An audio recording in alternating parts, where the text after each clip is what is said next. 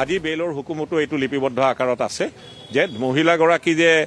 Under the influence of liquor আছিল তেনেধৰণৰ কোনো ভাষ্য আৰক্ষীয়ে প্ৰদান কৰিব পৰা নাই বা কোনো সাক্ষীবাদীও সেই সন্দৰ্ভত নাই। সেয়েহে আমি যুক্তি প্ৰদৰ্শন কৰিছিলোঁ যে 105 যিটো ধাৰা সন্নিৱিষ্ট কৰিছে সেইটো কৰাটো সমীচীন নহয়।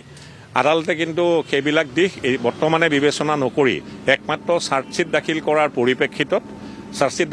পৰিপ্ৰেক্ষিতত আৰু যিহেতু তেখেত এগৰাকী মহিলা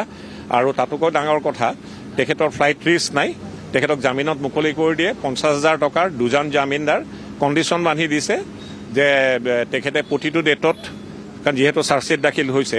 ট্ৰায়েলৰ সময়ত প্ৰতিটো ডেটতে হাজিৰ হ'ব লাগিব, তেখেতৰ যদি পাছপৰ্ট আছে সেইটো আদালতত জমা দিব লাগিব আৰু লগতে এইটো স্পষ্টভাৱে হুকুমত লিপিবদ্ধ আকাৰত দিছে মহামান্য ছেছন আদালতে যে তেওঁ কোনো উইটনেছকে টেম্পাৰ বা হেম্পাৰ কৰিব নোৱাৰে।